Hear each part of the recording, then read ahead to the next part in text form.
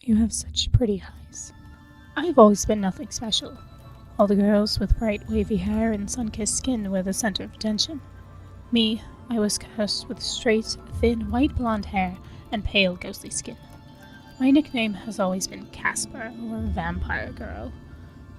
The one thing that I have that others envy me for are my eyes. They are silver blue with golden swirls outlining my irises. In my small town, nearly everyone has chocolate brown eyes, or hazel ones. I frequently get compliments on my eyes, but nothing else.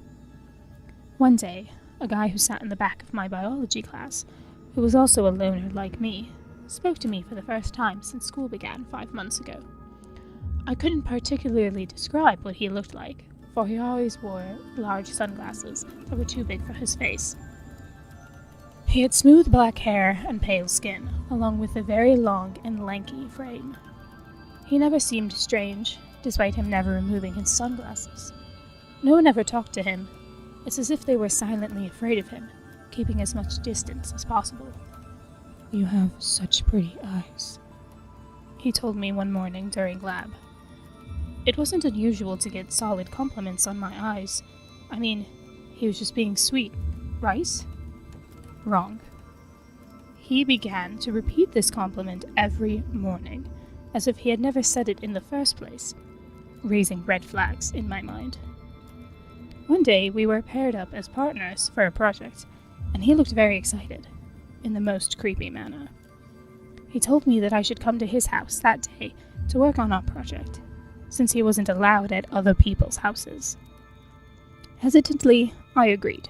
My mom dropped me off at his house, and I dragged myself toward his large door. Before I could even knock, he opened it with an eerie smile. "Hello, Rosemary. I see you've brought your pretty eyes with you, as always," he said, and that sent chills down my spine. I mean, why were my 2 little eyes so important to this guy? I get it, they're pretty, but calm your pants about it. My thoughts were interrupted by his disappearance. Where did he go? How did I not notice him leave? Suddenly, I could see the outline of his silhouette at the top of the stairs. "Come," he whispered. I was in a terrifying situation where I could not move, and I had no choice but to walk up those stairs. I seriously should have called my mum to get me. I was already ready to nope the hell out of there. I followed him to his room, and he shut his door, hiding behind it in the process. I took a seat on the edge of his bed, fidgeting with my hands. "I have something to show you. And I've never shown anyone this before," he began. I held my breath as he stepped out from the shadows and into the light. "I have no eyes." I screamed bloody murder. How could he have complimented me if he had no idea what I even looked like? You see, I used to have eyes, but they got taken away from me, so I've come to get new ones. He grinned. My heart stopped when it finally dawned on me whose eyes he wanted.